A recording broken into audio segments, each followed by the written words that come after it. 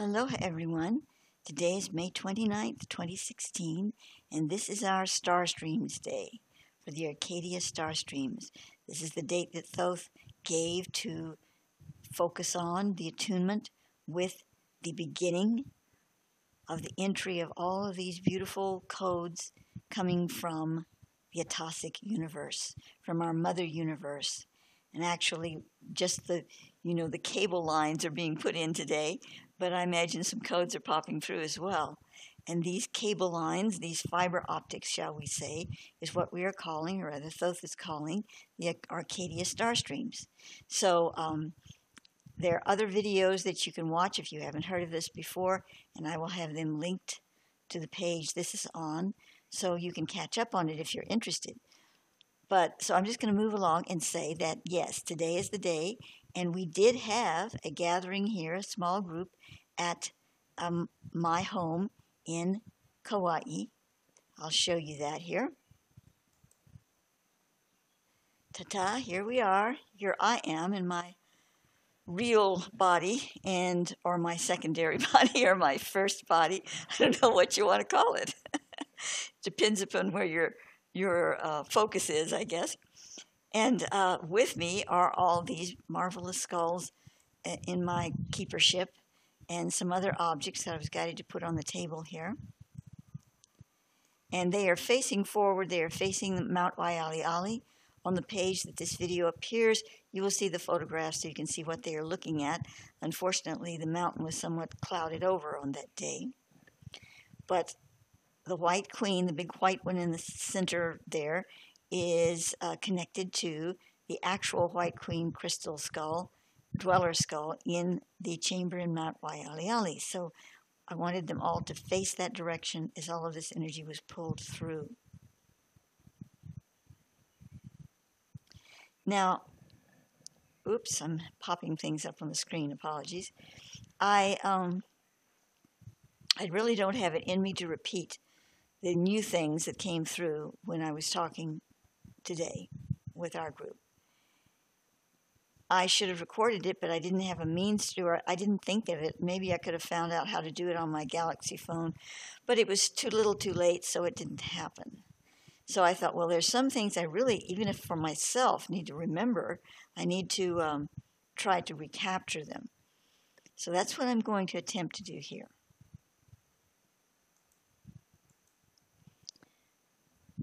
Really the main new thing, because I don't want to make this really long, I'm just not into doing that, and it's more time that it takes for you to listen to it. So I'm just going to touch on the main things, and the main thing is that Thoth was speaking about chemical reference points in our bodies, most specifically in our DNA, and also chemical reference points in just about everything.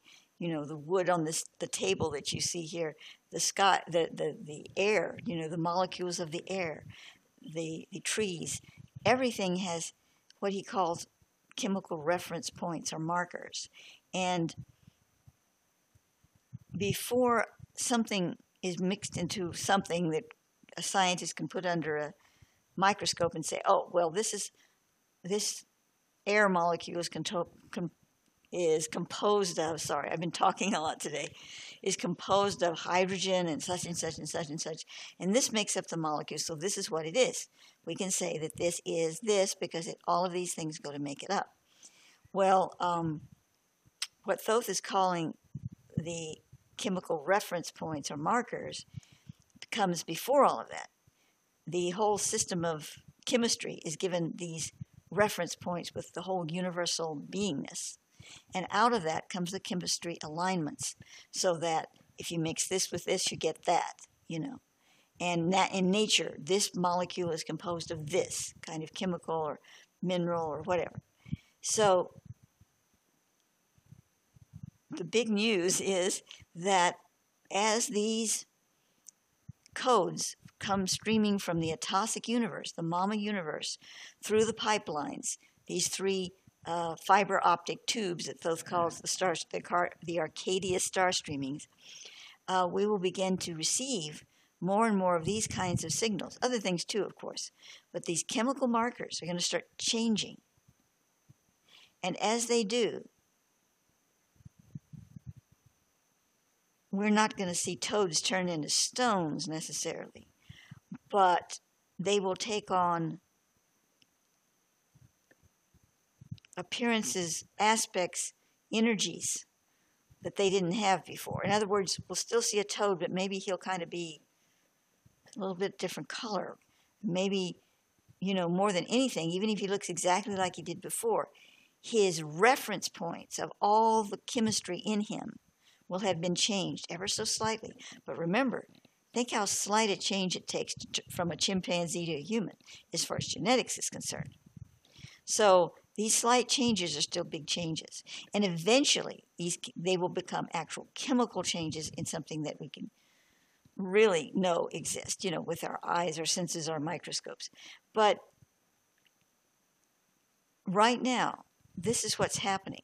So that crystal that's been sitting on the shelf a long time and you love to hold and meditate with, you're going to be picking it up sometime soon and go, this seems a little different. Wow, I really like this, even more than I liked it before.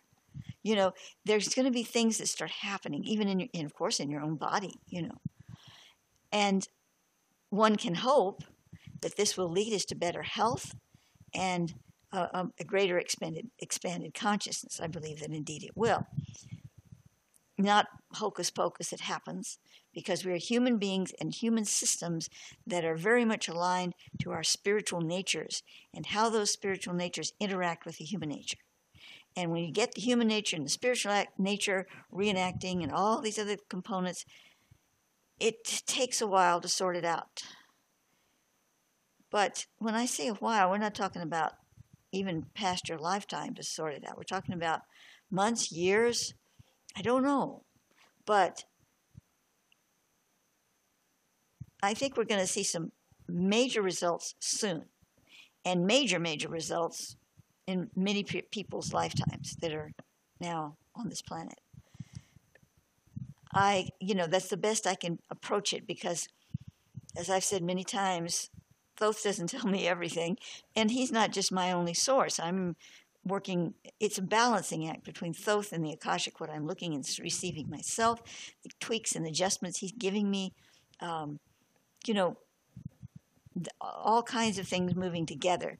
So it's not just Thoth speaks, but in the whole of it, can't tell you dates and times and it's going to take this long for this to happen. But I can tell you that that's one of the most important things, if not the most important thing, of what's coming through the star streams for us, is these chemical reference points changing. They can cause all kinds of differences on our planet. They will even allow the past, present, and future to be more malleable. Not necessarily blended, but to be able to reference the past and the future, because their reference marks will be more exposed to us in our own chemistry. And in doing so, we will be able to access things we need from those arenas, especially the future, but also from the past. And more, the genetics in us that was artificially created by the Anunnaki will be fading, will be absorbed actually into the higher star frequency that is our inheritance from the stars, who we truly are. And the Anunnaki part of it is going to start being absorbed and changed and brought back into the fold as a purified system. And that's the part that we have the problems with.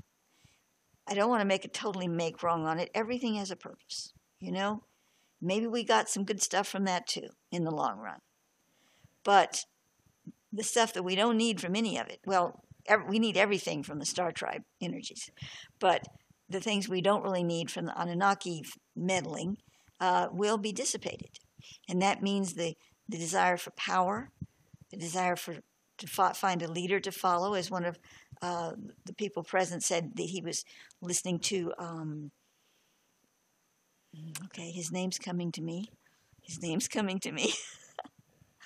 I love this guy, and I can't think of his name. Anyway, one of his channelings that was saying, we got that from the Anunnaki strain, this desire to find a leader and follow it blindly, all of these things. And there are a lot of other things too. A lot of our fearful nature, almost all of it comes from the Anunnaki. They embedded us with fear so that it can control us better. So there are a lot of things there that are going to start passing through us, moving through, and changing. We're also, and this wasn't actually said in the gathering, but I'm receiving this now, we're also going to be developing what Thoth is calling our dolphin brains. The whole cetaceans are totally related to us. We divided off from them a long time ago, especially the dolphin part of it, because the dolphins are like the Dalai Lamas of the cetaceans. I can't say that word, cetaceans. But our dolphin brain, we actually have one. We have a piece of that inside our brain, and it's going to be developing more. So we're going to get more holographic dimensions into the holograph we see now. And it's just going to be a wonderful advantage to have that development. That's going to be coming through for us as well, with these chemical markers being changed.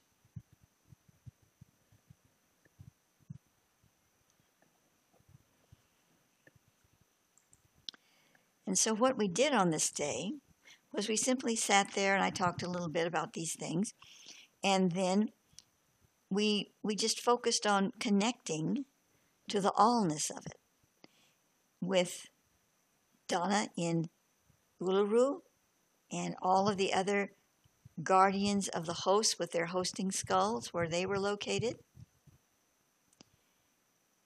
We just went into a place of accepting and spiritually connecting to all of this. And it was a beautiful experience. What can I say? And so I'm anticipating doing more on this unfolding energy and what is happening with it as time goes along. We shall see. And until then, let us just keep centering on the light and all the beautiful bounty that is ahead of us. Yes, there are challenging situations, especially now when we see all of this breaking up, but the breaking up is good. It's good for the planet, it's good for us, so that we can really see what's underneath and bring it all into the light. And so it is. All my love and aloha to you.